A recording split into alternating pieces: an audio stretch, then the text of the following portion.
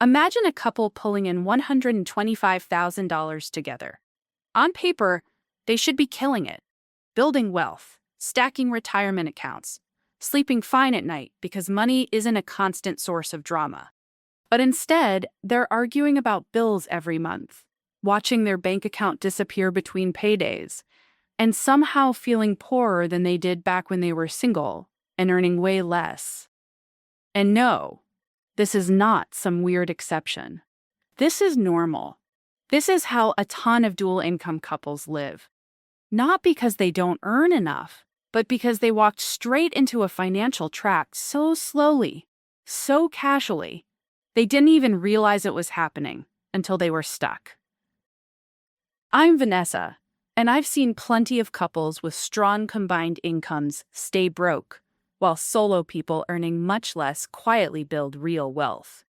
So if you're in a relationship and wondering why money still feels tight even though both of you work, or you want to avoid the mistake that wrecks so many couples financially, subscribe to the channel and hit like if this helps you out. Here's the trap. When two people move in together and combine incomes, most of them do not combine that money like a smart financial team. They combine it like they just dumped everything into one giant bucket and hope for the best.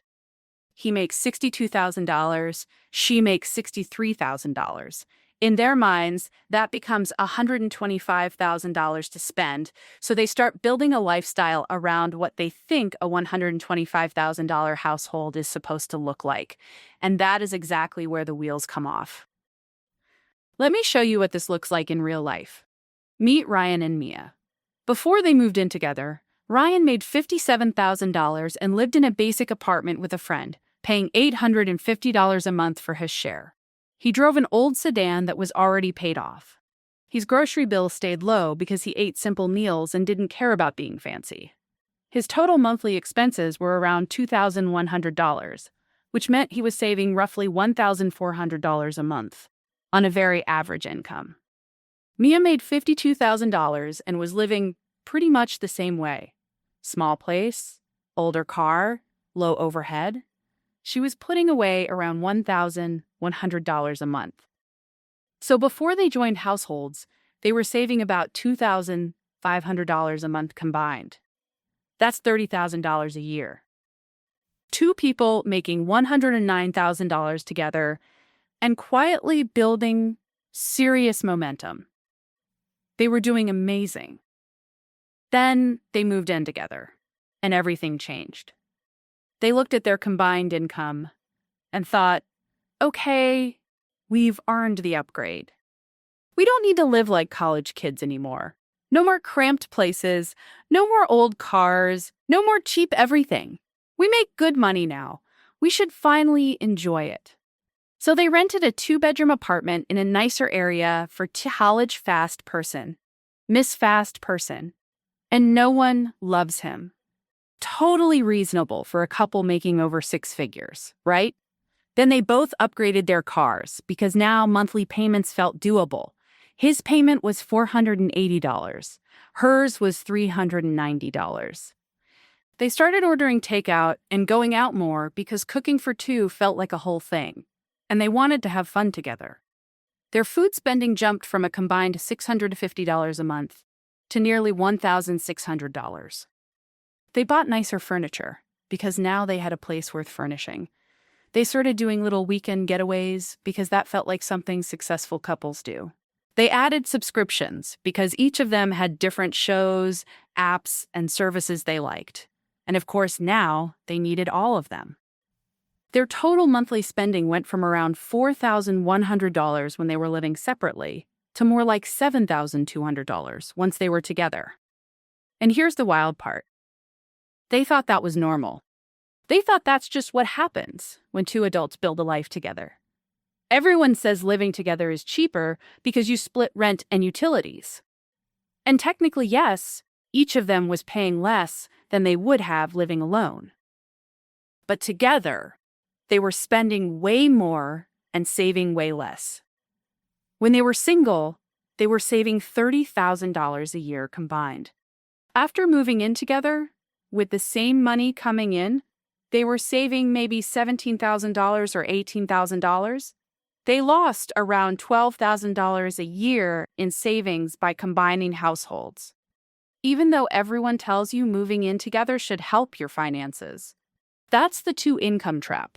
Two paychecks create the feeling of wealth, and that feeling leads to lifestyle inflation that quietly wrecks your ability to build actual wealth. And here's why it happens. When you're single making $52,000, you know you're not rich. You make choices based on that. You keep things modest because that income has limits. You might ask yourself, but when you're a couple making $100,000 or $120,000 combined, you start to feel rich, even when you're really not. It sounds like a lot of money. It sounds like you should be able to afford the nice apartment, the newer cars, the regular dinners out, the little vacations, the upgraded everything. And technically, yes, you can pay for all of that. But being able to buy something is not the same as being able to buy it while still building wealth. Those are two completely different things. And then the trap gets meaner when kids show up. Let's say Ryan and Mia have been together for 5 years. Now he makes $68,000 and she makes $64,000. That's $132,000 combined. They should feel even more secure financially. Instead, they feel more pressure than ever because they just had a baby. Childcare is $2,100 a month. They moved into a 3-bedroom rental for $3,300 because they wanted space for the baby. They traded one of the cars for a bigger SUV because it felt safer and more practical. Their spending exploded again while their income barely moved. Now Mia is looking at the numbers and realizing something brutal. After taxes, childcare, commuting costs, and everything tied to working full-time, her $64,000 salary is only giving the household maybe $20,000 to $22,000 in actual net benefit. That's it. She's exhausted, barely getting time with her baby, constantly stressed, and all that effort is mostly just feeding the bigger lifestyle they built around having 2 incomes. So now they start having that conversation. Should she quit and stay home? And this is where the trap really shows its teeth. If they had kept their expenses close to what they managed when they were single, this would be a much easier call. They used to live on far less and still save aggressively. They had room. They had flexibility. But they cannot live on Ryan's income now because they designed a lifestyle that needs both paychecks to survive. So Mia keeps working, not because it's clearly best for their family, but because they can't afford the life they created without her income. That is the two-paycheck trap in its nastiest form. You upgrade your life to match 2 incomes, which means you now require 2 incomes, which means neither one of you can step back, change careers, take a risk, start something new, or choose a lower-paying path that might actually make life better. You are stuck. Even if a different choice would be better for your family, your sanity, or your future, you can't make it because the bills are built around both of you grinding nonstop. Now let's compare that to a couple who didn't fall for it. Meet Ethan and Lily. Ethan makes $60,000. Lily makes $54,000. So together they make $114,000, which is less than Ryan and Mia. But when they moved in together, they made one very different decision. They sat down and said, okay, before this, we were both living on our own incomes and saving money. What happens if we try to build our household around one income and treat the second one like our wealth-building engine? So they ran the numbers. Ethan's $60,000 came out to about $43,000 after taxes. Could they live on that? Yes, but only if they kept their lifestyle pretty close to where it already was. So instead of getting the trendy apartment, they rented a modest 1-bedroom for $1,450 in a perfectly fine but less exciting neighborhood. They kept their paid-off cars. They mostly cooked at home. They kept expenses boring on purpose. Their total monthly spending landed around $3,100, roughly $37,000 a year. That fit within Ethan's take-home pay. And Lily's entire salary? Nearly all of it went to savings and investing. Every dollar had a job. They maxed out Roth IRAs. They pushed hard on their 401s, They built a fat emergency fund. They started investing in a brokerage account, too. In their first year living together, they saved about $47,000. Ryan and Mia, while earning more, saved around $18,000. Fast forward 5 years. Ethan and Lily are sitting on close to $300,000 in net worth. Their cars are owned outright. They have no consumer debt. Their investments are compounding. Their money is starting to work for them. Ryan and Mia have maybe $85,000 in net worth. A lot of that is locked in retirement accounts. They've still got car debt. Maybe some credit card debt from home stuff, random overspending, and those months where cash got tight. And they are stressed all the time, despite earning more. Now Ethan and Lily have a baby too, and this is where their strategy really pays off. Lily leaves her job to stay home, and their lifestyle barely changes because they were already living on Ethan's income. No panic, no crisis, no desperate scramble. They also avoid that $2,100 a month childcare bill. Lily gets the time she wants with the baby. Their stress drops. And Ethan's income still covers the bills, with a little room left over. Meanwhile, Ryan and Mia are still paying a fortune for childcare. Both working jobs they're increasingly tired of, seeing their baby for a tiny slice of the day, and wondering why life feels so heavy. Same phase of life, similar earnings, completely different outcome. All because of the choices they made back when they first moved in together, about what their combined income was supposed to fund. Here's what most couples miss. Combining incomes is not simple addition. It's multiplication. Not multiplication of wealth, multiplication of temptation. When you're single making $55,000, there's a natural cap on your lifestyle because there is only so much you can spend. When you're a couple making 6 figures together, that cap feels like it disappears. You can justify almost anything. That apartment? We make good money. Those car payments? We make good money. That trip? We make good money. Those upgrades? We make good money. But here's the truth. Making 6 figures as a couple is not the same thing as making 6 figures by yourself. If one person earns $100,000 alone, that income supports one life. If 2 people earn $100,000 together, that income supports 2 lives. 2 people eating, 2 people with medical costs, 2 people buying clothes, 2 people wanting convenience, fun, comfort, and little treats that somehow become regular expenses. Your costs do not stay flat when you combine lives. They rise, and if you're not intentional, they rise faster than your income. The couples who actually build wealth together tend to do something that sounds almost extreme to everybody else. They live on one income, or as close to one income as possible, and they save or invest the rest. That does not mean one person stays unemployed.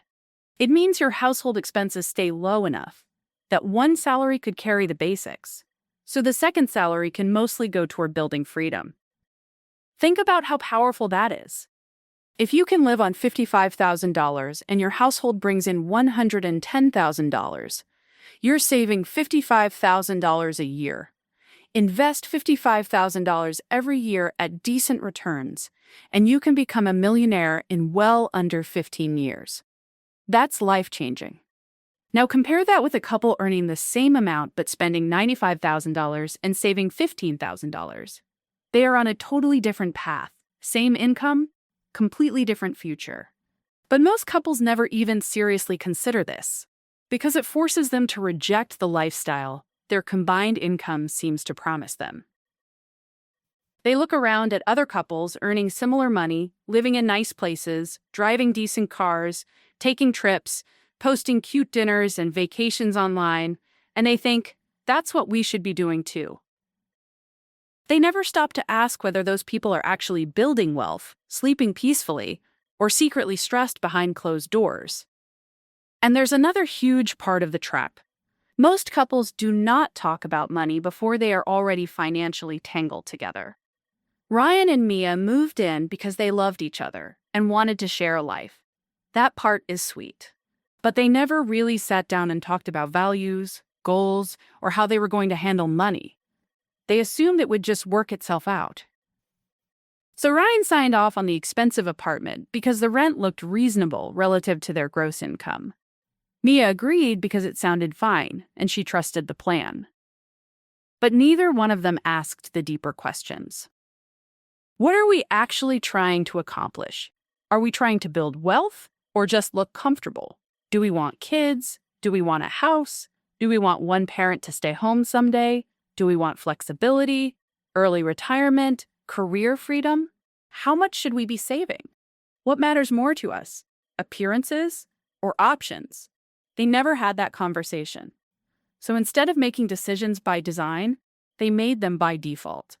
And default usually leads to maximum spending and minimum saving. Ethan and Lily handled it differently. Before they moved in together, they had the uncomfortable money talk. They laid out debts, savings, habits, goals, and values. They talked about what they wanted life to look like in 5 years, in 10 years, in 20 years. They decided they wanted freedom more than they wanted a flashy lifestyle. So they made a plan. Live on one income. Save the other. Build wealth fast. Create options for later. That conversation probably took a couple of hours. A couple of slightly awkward hours. And it shaped their entire financial future. Ryan and Mia avoided that conversation because it felt uncomfortable and unromantic. And that avoidance cost them a massive amount of wealth. There's another thing the two-paycheck trap does to couples. It blurs responsibility. Nobody really knows who's spending what, and everything becomes our money in theory, but my money whenever someone wants to justify a purchase. Ryan and Mia opened one joint account when they moved in. Both paychecks went in. Both of them swiped from it. Sounds mature. Sounds fair. Sounds like teamwork. Except neither of them was truly tracking the spending because each one assumed the other person was paying attention. So the money just vanished. Ryan drops $450 on golf gear and thinks, I work hard, it's fine. Mia spends $320 on beauty stuff and clothes and thinks the exact same thing. Neither one feels like they're doing anything crazy in the moment. Then the month ends, they look at the account, see they barely saved anything, and now they're annoyed at each other. And then comes the classic broke couple fight. Why do you get to spend on fun stuff? Why am I always the responsible one? Why are we making good money and still feeling broke? That fight keeps happening because the real issue is not one purchase here or there. The real issue is that they never agreed on what their money was supposed to do. Ethan and Lily avoided that trap too. At first, they kept most of their accounts separate. Then they opened one shared account just for joint expenses like rent, utilities, groceries, and date nights.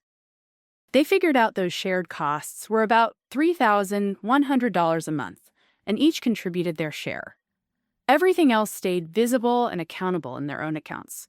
So if Ethan was overspending, he saw it. If Lily was overspending, she saw it. Nobody could hide behind the fog of one giant shared account where the money just mysteriously disappeared. This is not about mistrust. It is about accountability.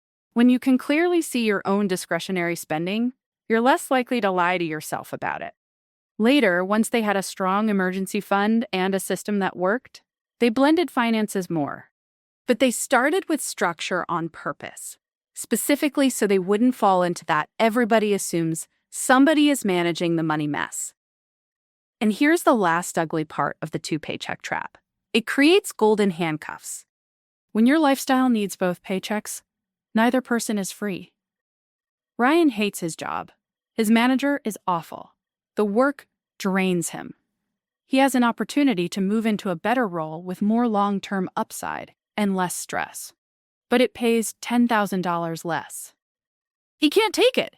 They need every dollar he makes. Mia wants to start a business. She has an idea she actually cares about. It might take a year or two to really make money, but it could be amazing for her long term. She can't do that either, because they need her paycheck right now. So both of them stay trapped in jobs they don't love, not because those jobs are truly the best choice, but because they built a lifestyle that demands maximal income at all times. And that is what so many couples never realize. Every upgrade is a tiny handcuff. The nicer place means you need more income. The financed cars mean you need both jobs. The expensive school means you can't take risks. The upgraded life feels good in the moment, but each choice quietly takes away future freedom. Ethan and Lily don't have the same problem. When Ethan had the chance to take a lower-paying job with better growth and a healthier schedule, he could do it. When Lily wanted the option to shift directions, she had room to do it. Their finances gave them freedom to make decisions based on what was actually right for them, not just what kept the machine running. So here's what to do if you're in a relationship, or even thinking about moving in with someone. Have the uncomfortable money conversation before you make major financial moves together. Talk about debt, talk about savings, talk about goals, talk about what money means to each other. Decide what you are optimizing for. Do you want to look successful or actually become successful? Do you want lifestyle now or freedom later? Do you want a bigger apartment or a bigger future? And then make the move most people won't make. Live on one income, or as close to it as you reasonably can. Set your expenses at a level one salary could carry. That might mean choosing a smaller place than the internet says you can afford. It might mean driving older cars longer. It might mean cooking more and flexing less. It will definitely mean saying no to upgrades your combined income could technically support. But it also means this. You'll save huge amounts of money. Will build wealth faster than most couples around you. You'll create the option for career changes, business starts, one parent staying home, sabbaticals, slower seasons, and way less panic. You'll have choices. You won't be trapped in a life where both of you have to keep sprinting forever just to maintain a lifestyle that isn't even making you happy. The Paycheck Trap ruins couples because it doesn't look dangerous at first. It looks like success. It feels like progress. It sounds responsible. But then 5 years go by, and they're earning six figures together, feeling broke, stressed, and confused about why life got harder instead of easier. That does not have to be your story. You can make different choices. You can live below your combined means. You can build wealth instead of just funding a nicer version of being stuck. The choice is yours. And honestly, you're making that choice right now.